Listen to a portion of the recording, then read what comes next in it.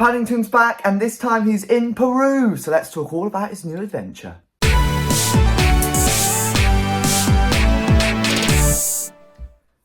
Hey, welcome back to another video. Yes, it's another movie review. Today I'm talking all about Paddington's latest instalment, Paddington in Peru. It's just dropped here in UK cinemas. Before I start talking about it, just a friendly reminder, as I always do, that these are just my thoughts. So don't let this dictate whether or not you decide to go and see the film, because you may go and see it and feel totally differently to me. And that's okay, because movies aren't made to cater for everyone. So without any further ado, let's start talking about it. And I cannot lie to you, I was so excited when they first announced the third instalment to the Paddington franchise. I loved the first two, I really do. And I was super excited for there to be a third one coming. And now it's here. I was so excited to go and see it. And I feel like I'm really proud that we are British, because this is a true British film. There's loads of films that are American or have American actors or are set in America, that sort of thing. This is British, and I really do love it. I love the fact that as a country, we love the fact that Paddington is our home comfort. He's part of us, and I love it. I really love it. So I'm really glad that Britain got a very early release of it compared to America. Not that I'm jealous, because America normally get the earlier releases. I'm not jealous, but we did get an early release of it here in November, and I'm so excited to start talking to you about it. Like I say, I love the first two, and this film still captures the magic and the true essence of the first two films. But in the same breath, it also doesn't, and it also has a totally new vibe, a totally new feeling to it, and it is completely different. It's a weird thing. It's the same, but it is also really different. And I don't know, it's a new adventure, it's a new feeling, it's something new to the Paddington films. This isn't something really that we've had before. It's different. It's got a very basic storyline. It's very predictable in the terms of I can see kind of where this is going, but it's also nice. It's not really a blockbuster. It's just a nice, comfortable, just lovely film.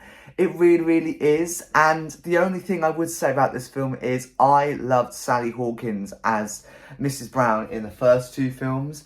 And when they first announced the cast change for Mrs. Brown, I was a bit like, oh, that's going to put me off.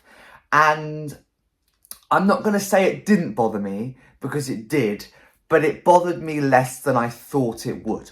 So that's a good thing. That is a good thing. And she did do a pretty decent job at Mrs. Brown in this third film. So it was all good. But if you were maybe really put off by the film because of the cast change, I wouldn't be so worried, because it wasn't, you know, it wasn't anything unbearable for me. It was okay. But this film is fun. It has really funny moments. It's just, like I say, a really cozy film and a lovely instalment to the Paddington franchise. It gets you feeling all the emotions. It really does.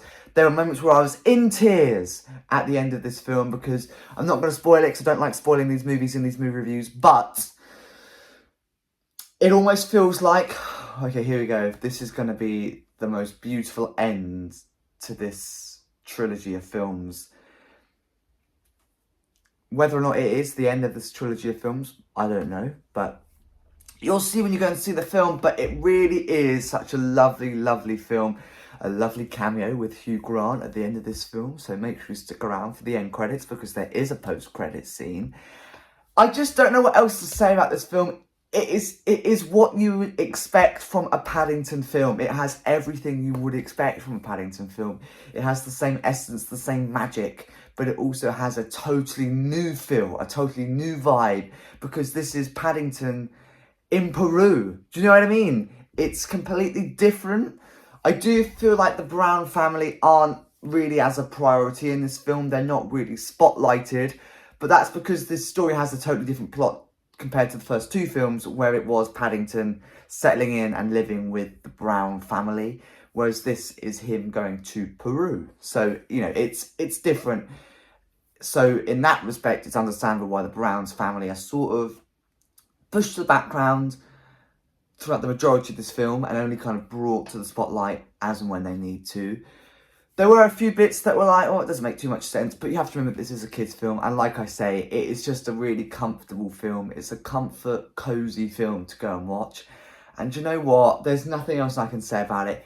It's a Paddington film. It's beautiful. It's fun. And the possibility of Paddington 4, well, never say never, because I think there may be. But I love this. I love these sets of films, and this is just a nice addition to the franchise. It's a new feel, new vibe, and something fun for Paddington's story. So there you go. There's my thoughts on Paddington in Peru. It's in cinemas across the UK right now, and it hits cinemas in America, or theatres in America, I should say, at the start of 2025. And if you are living in the UK and you go and check out Paddington in Peru over its opening weekend, over its opening few days, then you may be lucky enough to grab yourself a Paddington in Peru poster and activity sheet free of charge.